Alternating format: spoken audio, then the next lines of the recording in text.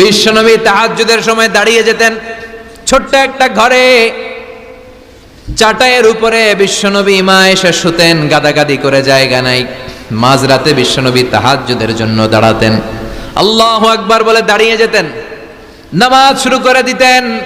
বিশাল বড় সূরা পড়তেন, কেরাত পড়তেন, রুকু করতেন, কিন্তু সিজদার জায়গায় সিজদা দেওয়ার জায়গা নাই। সিজদার জায়গায় মা এসা পা বিছিয়ে শুয়ে আছে। বুখারীর বর্ণনা, বিশ্বনবী সিজদায় যে হাত দিয়ে মা এসার পায়ের মধ্যে চিমটি কাটতেন। মা এসা বুঝতে পারতেন বিশ্বনবী এখন সিজদায় যাবে, সুবহানাল্লাহ পড়েন। মা এসা বুঝতে পেরে পা দুইটা সরিয়ে নিতেন, বিশ্বনবী সিজদা দিতেন। সিজদা দিয়ে বিশ্বনবী যখন আবার দাঁড়িয়ে যেতেন, মা আয়েশা পা বিছিয়ে আবার শুয়ে পড়তেন। কি ইবাদত ছিল বিশ্বনবীর! হাত্তা তাতাওয়াররামু খাদামা। মা আয়েশা বলতেন বিশ্বনবী দাঁড়িয়ে থাকতে থাকতে এত সময় ধরে তাহাজ্জুদের সালাত পড়তেন, ওনার পা গুলো ফুলে এরকম টিউমারের মতো মোটা হয়ে যেত। সুবহানাল্লাহ পড়বেন না? দাঁড়িয়ে থাকতে থাকতে বিশ্বনবীর পা গুলো টিউমারের মতো মোটা হয়ে যেত। প্রথম রাকাতে বাকারা